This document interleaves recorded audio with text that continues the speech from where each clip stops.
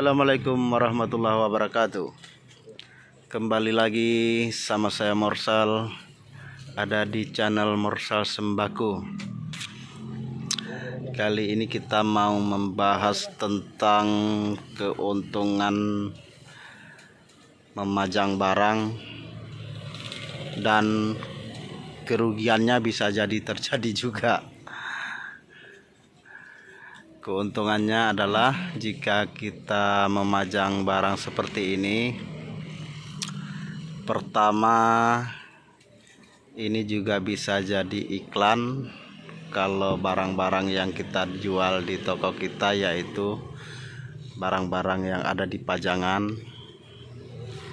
Jadi kita tidak perlu lagi ngomong ke orang kalau kita punya A, punya B. Karena kita sudah memajangnya, orang akan melihat sendirinya. Itu salah satu keuntungannya. Yang keduanya, ini sangat membantu dalam segi pelayanan buat pelanggan kita sendiri. Karena kenapa? Kalau seandainya kita tidak memajang seperti ini, mau tidak mau kita harus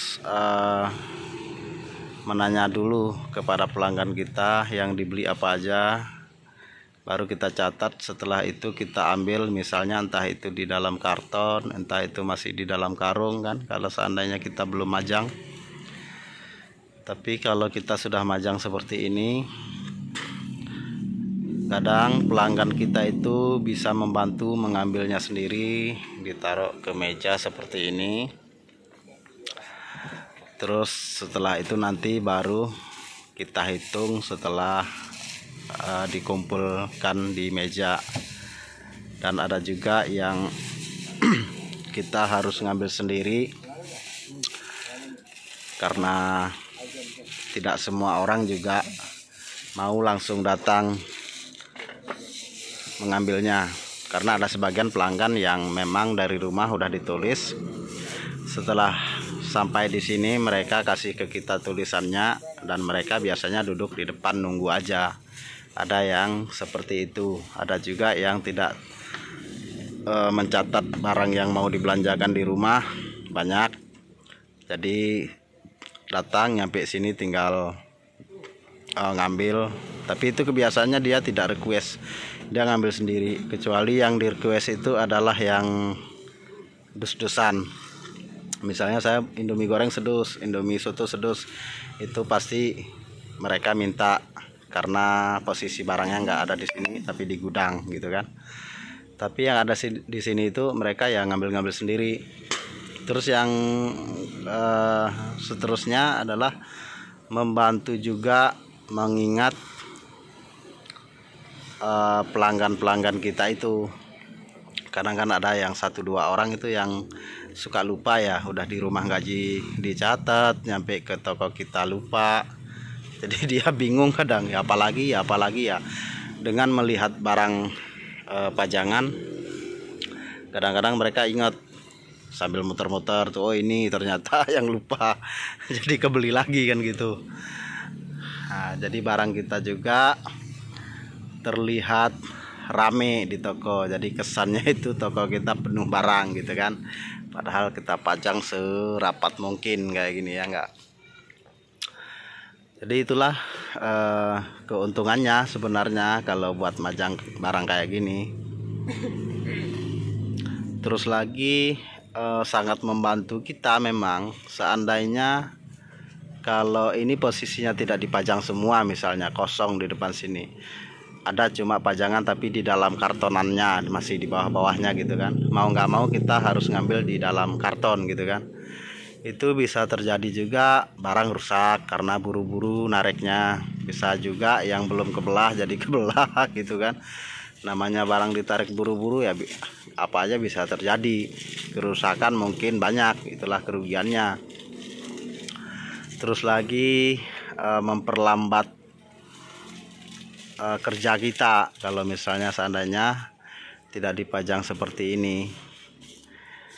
Jadi kita kita repot juga mengambil-ngambil barang tersebut.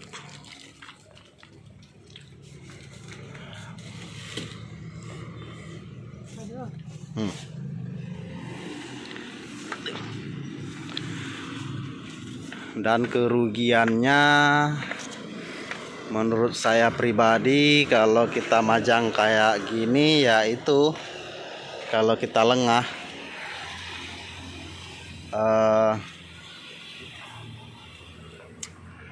lewat orang-orang jahat itu yang suka ngutil. Nah, itu kerugiannya. Bisa jadi seperti ini nih kan. Jadi pas posisinya lagi rame dia datang ke sini ngambil entah kecap, entah apa, ngantongin aja. Itu kemungkinan besar terjadi kerugiannya. Tapi kalau kita punya karyawan, nggak sendiri, dan kita harus tetap juga kuling-kulingan sama karyawan kita. Kalau yang belanja itu di satu tempat itu agak lama, kita harus pantau gitu kan. Itu sih kemungkinan besar kesempatan buat mereka ngutil itu tidak terjadi. Tapi kebanyakan kita juga sering, kalau dulunya kita sering, karena pengutil itu nggak milih barang, jadi nggak milih dia. Apa dapat disikat.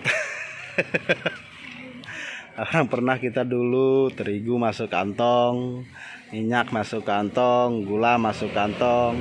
Kerjanya apa? Nyampe ke toko cuma nanya-nanya harga aja, beli mah kakak. nanya harga kita curiga. Dan kecurigaan kita itu ternyata benar, ada salah satu teman kita yang melihatnya. Mereka langsung periksa kantong ibu-ibu tersebut, dan ternyata benar barang-barang kita sudah berapa macam yang sudah masuk ke kantong tersebut. Biasa dia bawa kantong kresek, warnanya sudah pasti warna hitam. Agar tidak tembus pandang. Itu untuk kerugiannya. Dan kerugian berikutnya, jika banyak tikus, itu bisa jadi lebih cepat buat tikus untuk menghancurkan barang-barang yang ada di pajangan itu kan. Sebenarnya kalau tikus tidak harus di pajangan sih, di dalam kardus aja dimakan kan kalau tikus. Tapi lebih parah kalau seandainya tikus banyak, lebih parah lagi kalau posisi pajangan seperti ini nih. Itu semua dihancurin sama dia kalau tikusnya banyak. Makanya itu semua tergantung tokonya, tergantung kebersihan tokonya. Tapi jika toko itu bersih, peluang-peluang buat tikus masuk itu ketutup semua, rapet, itu kemungkinan besar nggak ada tikus. Tapi kalau seandainya di pasar, posisinya dekat-dekat sayuran apa segala macam itu kan, got, itu sudah pasti tikus ada di dalam toko. Apalagi toko segede ini kan, nggak mungkin tidak ada tikus. Cuma ya kayak itu, ya pinter-pinter ngurusin barang aja. Kalau seandainya barang-barang yang nggak bisa diberesin, pisahin, naruhnya agak rapi, agak terjaga sedikit, atau jauh-jauh sedikit dari jangkauan tikus. Yang biarkan aja, misalnya kalaupun tikus mau gigit, ya udahlah gigit aja yang bisa kita expirein atau yang kita bisa retorin gitu kan. Itu paling solusinya. Karena tikus itu nggak gampang ngusirnya dari dalam toko. Mau tidak mau harus diracun. Karena itu jalan satu-satunya, yaitu harus diracun. Dan harus siap-siap juga mencium aroma-aroma tidak sedap.